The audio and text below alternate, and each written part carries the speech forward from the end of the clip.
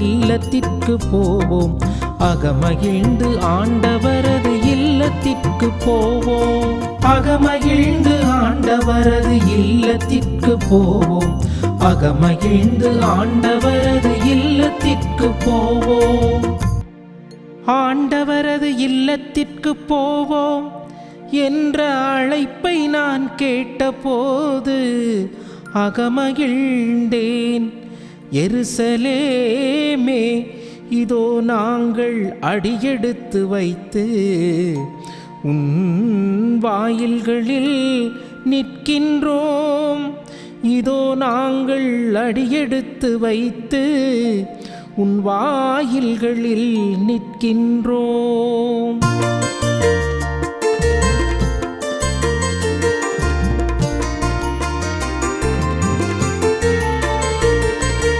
அகமகிழ்ந்து ஆண்டவரது இல்லத்திற்கு போவோம்.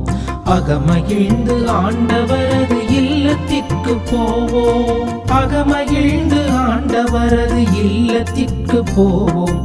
அகமகிழ்ந்து ஆண்டவரது இல்லத்திற்கு போவோம். ஆண்டவரின் திருக்குலத்தாராங்கே செல்கின்றனர். இஸ்ரவேல் மக்களுக்கு இட்ட கட்டளைகளுக்கிணங்க ஆண்டவரது பெயருக்கு அவர்கள் நன்றி செலுத்தச் செல்வார்கள். அங்கே நீதி வழங்க அரியணைகள் இருக்கின்றன. அவை தாவீது வீட்டாரின் அரியணைகள்.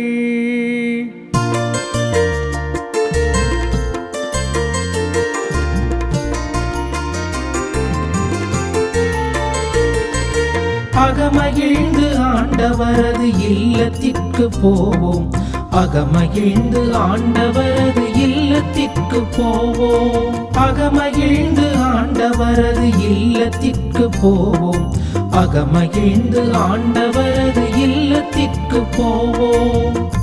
நற்கருணை ஆண்டவரில் விசுவாசமுள்ள சகோதரிகளே, சகோதரர்களே, உங்கள் அனைவருக்குமே இயேசுவினுடைய மகிழ்ச்சியும் அமைதியும் சமாதானமும் உண்டாகட்டும். இந்நாளிலே திருவழிபாட்டிலே நமக்கு கொடுக்கப்பட்டிருக்கின்ற திருப்பாடலானது 122. இந்த 122 இந்த திருப்பாடல் தாவீது அரசரால் எழுதப்பட்டது என விவிலிய அறிஞர்கள் உறுதியாக சொல்கிறார்கள். ஆனால் இந்த திருப்பாடல் ஏறக்குறைய தாவீது அரசர் எருசலேம் ஆலயத்தை கட்டுவதற்கு எவ்வளவு கனவு கண்டாரோ, அதற்காக எவ்வளவு உழைத்தாரோ, அந்த கனவு முதல் படியிலிருந்து நகருகின்ற அந்த காலங்களில் ஒருவேளை இந்த திருப்பாடலானது எழுதப்பட்டிருக்கலாம்.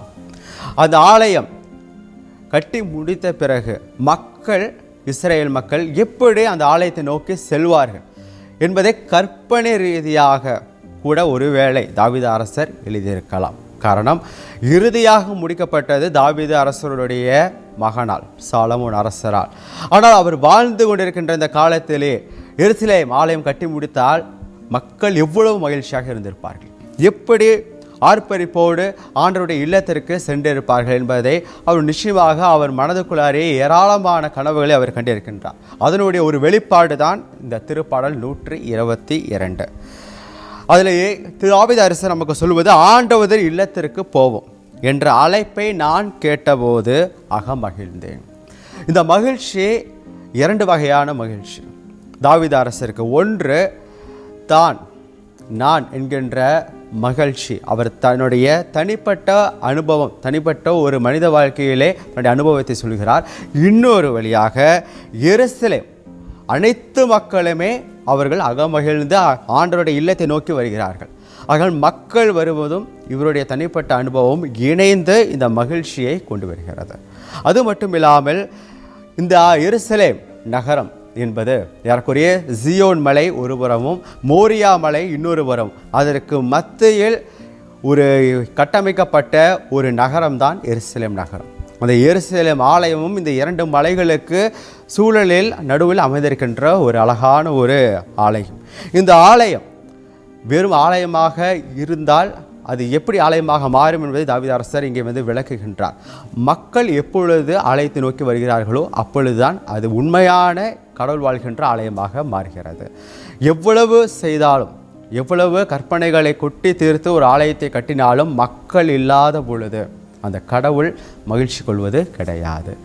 மக்களுடைய மகிழ்ச்சியும் ஆண்டவருடைய மகிழ்ச்சியும் இணைகின்ற ஒரு இடம்தான் ஆலயம். அது எருசலேம் ஆலயம். அதற்காகத்தான் கட்டப்பட்டிருக்கிறது என்பது தாவீது அரசர் இங்கே சொல்கிறார். ஆகையால் தான் எருசலேமை இதோ நாங்கள் அடியெடுத்து வைத்து உன் வாயில்களில் நிற்கின்றோம். அது மட்டுமல்லாமல் மிக அழகாக சொல்லப்படுகிறது இந்த 4வது வசனத்திலே, ஆண்டவருடைய திருக்குழுத்தார் அங்கே செல்கின்றனர். இஸ்ரேல் மக்களுக்கு இட்ட கட்டளைக்கு இணங்க ஆண்டவரது பெயருக்கு அவர்கள் நன்றி செலுத்துவார்கள். திருக்குலத்தார் அது சொன்ன எல்லா எல்லையுமே நம்முடைய நடைமுறை வாழ்க்கையில் நாம் பார்த்தாலும் கூட ஒவ்வொரு ஆலயங்களிலுமே கூட பல்வேறு பிரிவினைகள் இருக்கலாம், பல சபைகள் இருக்கின்றது. அதே போல இஸ்ரேல் மக்கள் மத்தியிலும் பல சபைகள் என்பது பல பிரிவினைகள், சிறிய சிறிய குழுக்களாக குடும்பங்கள் அங்கே பிரிந்திருந்தது. அந்த குளங்கள் அனைத்துமே இணைக்கின்ற ஒரு இடம்தான் எருசலேம் ஆலயம். எந்த ஆலயம் எல்லா மக்களையும் இணைக்கின்றதோ, எல்லா மக்களையும் சமமாக பார்க்கின்றதோ, சமரசம் இல்லாமல் அவர்களே ஒரு பொதுவான பார்வையிலே பார்க்கப்படுகிறதோ, அந்த ஆலயம் எருசலேம் ஆலயத்திற்கு சமமானது. அந்த ஆலயத்தினுடைய கனவைத்தான் தாவீது அரசர் கண்டார். அனைத்து அங்கே தாவீது வீட்டாருடைய அரியணைகள், அது தாவீது வீடு என்பது வெறும் ஒரு குலத்தை சார்ந்தது, மாறாக 12 குலங்களை சார்ந்தது தான் தாவீதுடைய அரியணைகள். ஆக அனைத்து அரியணைகளும் அந்த எருசலேம் ஆலயத்திலே இருக்கிறது. இன்று நாம் வாழ்ந்து கொண்டிருக்கின்ற பங்கு தளங்கள், அந்த பங்குகளிலே பிரிவினைகள் உள்ளதா, அனைவருக்கும் உண்டான எல்லா உரிமையும் உண்டா என்பதை நினைத்து பார்ப்போம். அது இல்லை என்று சொன்னால் எருசலேம் ஆலயத்தை போல முன்னுதாரணமாக கொண்டு தாவீது அரசர் அதே கனவை இன்று நாமும் காண்போம். எல்லா மக்களுக்கும் ஆண்டவருடைய மகிழ்ச்சியை கொண்டு செல்வோம். நாமும் ஆண்டவருடைய இல்லத்திற்கு போவோம், அகமகிழ்ந்து போவோம், ஆர்ப்பரித்து போவோம், அனைவரும் சேர்ந்து போவோம். இணைந்து செல்கின்ற அந்த பங்கு குடும்பம்தான் எருசலேம் ஆலயத்திற்கு சமமானது. ஆக இன்றைய நாளிலே நம்முடைய திருவழிபாட்டிலே நமக்கு கொடுக்கப்பட்டிருக்கின்ற இந்த தியானத்திற்கான இந்த திருப்பாடல் 122 மையமாக வைத்து ஜெபித்து இன்றைய நாளை சிறப்பாக நாம் மகிழ்ந்து வாழ்வோம். கண்களை மூடுவோம். அன்பு இறைவா, இதோ இன்றைய நாளிலே ஆண்டவருடைய இல்லத்திற்கு செல்வோம் என எருசலேம் ஆலயத்தினுடைய அந்த உண்மையான அர்த்தத்தை நாங்கள் புரிந்து கொண்டோம். எங்களுக்கு மத்தியிலே இருக்கின்ற சஞ்சலங்கள், பிரிவினைகள் அல்லது கருத்து வித்தியாசங்கள் இவற்றையெல்லாம் களைந்து ஒரே குடும்பம் என்பதில் உறுதியாக இருந்து ஒரே கடவுளை நம்புகின்ற மக்களாக நாங்கள் இருந்து எங்களுடைய ஆன்மீகத்தையும் எங்களுடைய பங்கு தளங்களையும் வளப்படுத்துவதற்கான ஆற்றலையும் சக்தியும் ஞானத்தையும் துணிவையும் தருவீராக. நாங்களும் உம் ஆலயத்திற்கு வர வேண்டும், ஆனால் மகிழ்ச்சியான உள்ளத்தோடு வர வேண்டும். அதற்கான ஆற்றலை எங்களுக்கு அருளை வழங்குவீராக. ஆமென்.